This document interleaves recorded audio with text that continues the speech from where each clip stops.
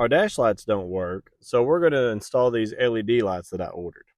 Our truck takes T5 and T10 lights, but mainly you want to make sure that you have the adapter that comes with this set of lights. We have to remove 3 Phillip head screws from the bottom before we can take this cover off. Good job. Now turn it. Yes, that's exactly right. I got it. After we get the screws removed, we can just pull this off. If your second gen Dodge Ram is an automatic, then this is super important. That part right there, if you break it, you won't know what gear you're in when you shift it. It connects to that orange deal right there that lets you know what gear you're in. If it doesn't line up completely with what gear you're in, then you can adjust it right here with this screw. You take this part off right here, unscrew that way we can just slide it off. You have to turn it to the side to pull it off there. Now we just unscrew this and slip it off.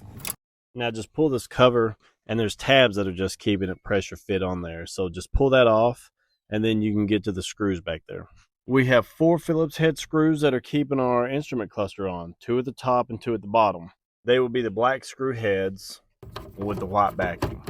Now just pull it out and don't let that cable get caught. And you don't have to take this particle board off, but I did just so I could see everything in there. Tins, and it has to have this adapter right there. That way you plug it in. Have you adapted them all? Not yet. Here you go. Put them in your things, okay? Okay. Don't bet, Daddy. They can't bet. Yeah, they're kind of hard. Tight fit. Since these are aftermarket adapters, you're going to have to kind of press it in there. It'll be kind of hard at first, but once you get it in there, it will work. The larger were the T10s. Now we're doing the T5s, which is the smaller versions.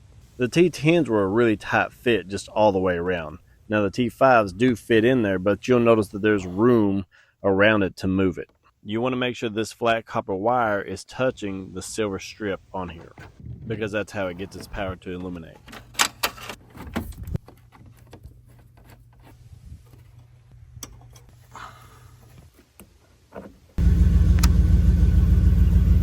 I love it. Man, that's so much better.